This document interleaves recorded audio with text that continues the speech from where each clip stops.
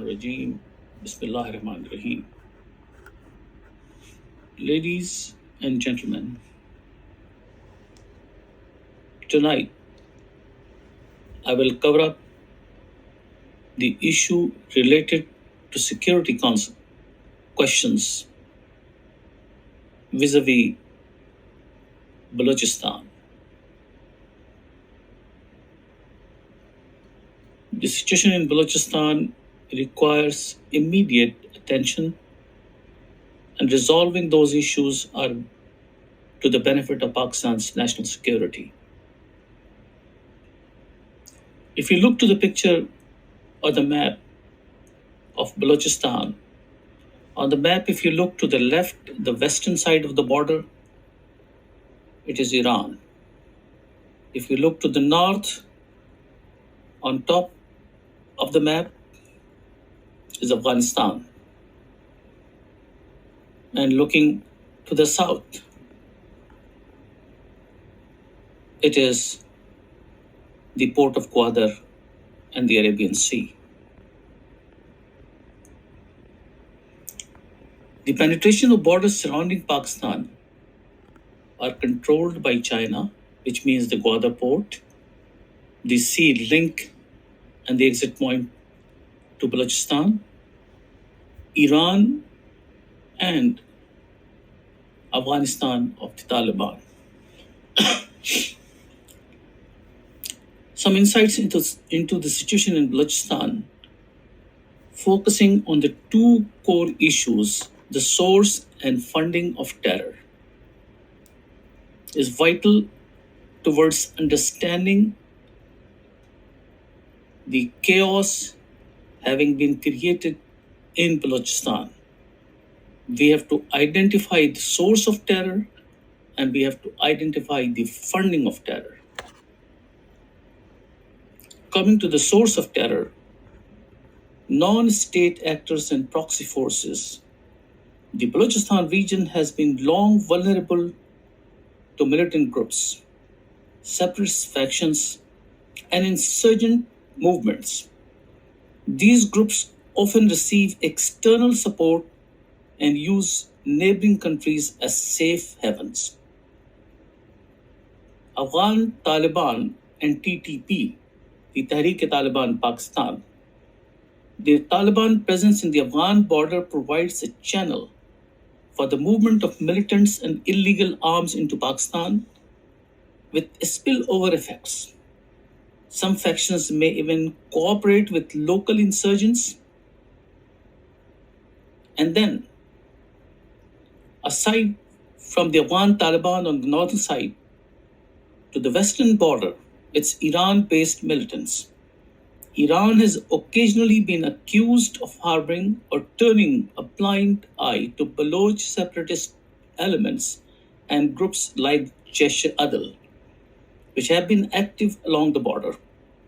These groups sometimes collaborate with Baloch insurgents, leading to increased cross-border militant activity. Now coming to the funding of terror. Illicit trade and smuggling. The smuggling of goods, drugs, and weapons across porous borders is a significant source of revenue for militant groups. The border areas with Iran and Afghanistan are notorious for these illegal activities which help fund the insurgents. The external state players. There have been allegations that foreign intelligence agencies may be funding terror activities in Balochistan to destabilize the region as part of a larger geopolitical agenda. How would these funding seep into the borders of Afghanistan?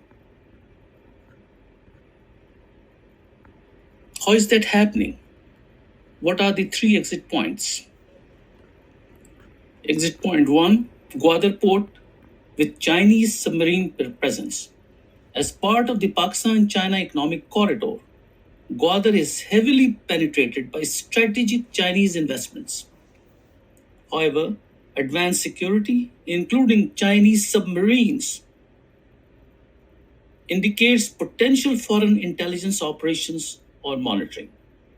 Despite this, militants seem to have access to routes that bypass security, possibly through collaboration with local actors or groups in on land surveillance.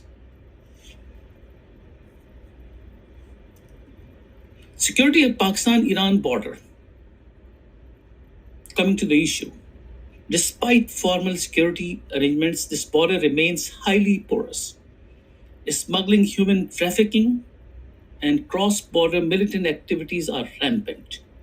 The involvement of local tribes and networks with knowledge of the terrain allows militants and their resources to move across undetected, undermining state security efforts. Some suggestions are that Iranian complicity in allowing certain groups, example Sunni militants or Baloch separatists, to operate while Iran's forces focus on other concerns. Taliban presence at the Pakistan-Afghan border. With the Taliban back in power in Afghanistan, the border region has become even more volatile. The Taliban have historical ties with various militant factions that operate in Baluchistan, allowing for the free flow of fighters and weapons across the border. These groups take advantage of weak border control to funnel arms and resources into Pakistan, including through travel connections. How are sophisticated weapons reaching Balochistan illegally? 1. Smuggling networks. Sophisticated weapons could enter Balochistan through well established networks operating along the Iran, Pakistan, and Afghanistan Pakistan borders.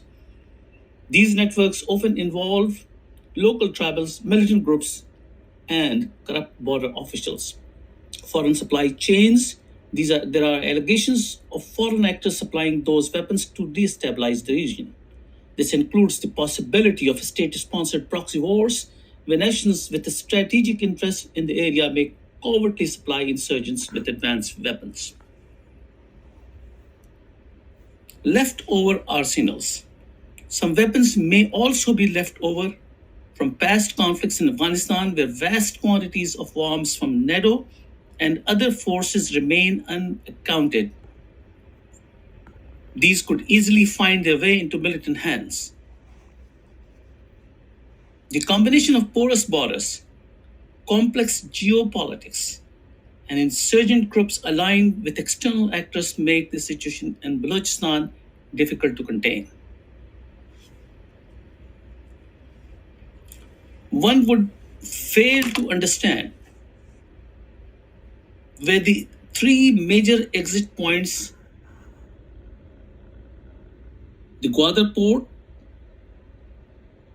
the sea exit to the south, Iranian border to the west, and northern border controlled by Taliban. Taliban are a result of anti-West resistance in Afghanistan. That means the borders of Afghanistan with Pakistan is basically controlled by the Taliban forces who are anti-West and anti-Western nations or their interests. To the left is the border with Iran, which had been putting on resistance against Western interests in Iran since 1979. There's no question of any Western penetration from the West, the borders of Iran, and there's no question of Western penetration from the borders in North. And to the south is the presence of the Chinese defense apparatus, which includes the submarines. There's no possibility of any intrusion from there. So if these exit points are out, how come Pakistan's security forces or Pakistan's national security fails in containing these borders from any infiltration which is antithesis to Pakistan's interest, unless it is supported by the neighbors? Why a blind eye stands there? Why the surveillance aeroplanes are not taking off? Why an eagle's eye is not put on the borders to see where the source of fund and the source of illegal weapons coming into Pakistan is going into the hands of insurgents in Baluchistan and creating instability in the region. One would question as to what national security role is played in Baluchistan and why the situation is so volatile in that region. That's the question, and thank you.